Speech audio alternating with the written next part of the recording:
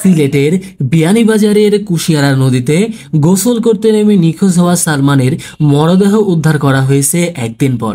শনিবার 30 নভেম্বর বিকালে উপজেলার কুরারবাজার ইউনিয়নের আঙ্গুরাগ মোহাম্মদপুর এলাকায় কুশিয়ারা নদীতে ফায়ার সার্ভিস ও ডুবুরিদের অভিযানে তার মরদেহ উদ্ধার করা হয়।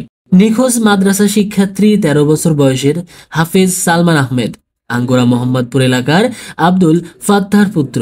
সে সিলেট সরকারি আলিয়া মাদ্রাসার দাওরা শাখা থেকে কোরআনের হিফজ সম্পন্ন করে বুধবার বাড়িতে এসেছিল। এর আগে শুক্রবার 29 নভেম্বর জুমার নামাজের পূর্বে কুশিয়ারায় গোসল করতে নেমে সে নিখোঁজ হয়। শুক্রবার সন্ধ্যা পর্যন্ত এলাকাবাসীর সাথে বিয়ানীবাজার ফায়ার অ্যান্ড সিভিলস ডিফেন্স স্টেশনের কর্মী এবং সিলেটের থেকে আসা ডুবুরিরা নদীতে তল্লাশি চালিয়ে তার সন্ধান পাননি।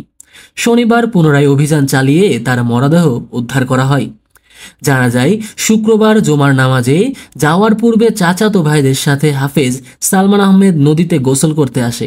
হঠাৎ করে পানির অতিরিক্ত স্রোতে সালমান পানিতে তলিয়ে যায়।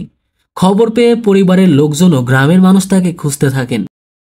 পরে দুপুর 2টার দিকে বিয়ানীবাজার ফায়ারে সিভিল ডিফেন্স স্টেশনের কর্মীরা ও সিলেট থেকে ডুবুরিরা ঘটনাস্থলে এসে উদ্ধার অভিযান চালান। এলাকাবাসীর অভিযোগ, ড্রেজার দিয়ে বালু উত্তোলন করার সময় নদীর স্রোত বেড়ে যায় এবং বালুর চরে হঠাৎ ধ্বংস দেখা দেয়। এই ঘটনা ঘটেছে। Masum Billah, GB television.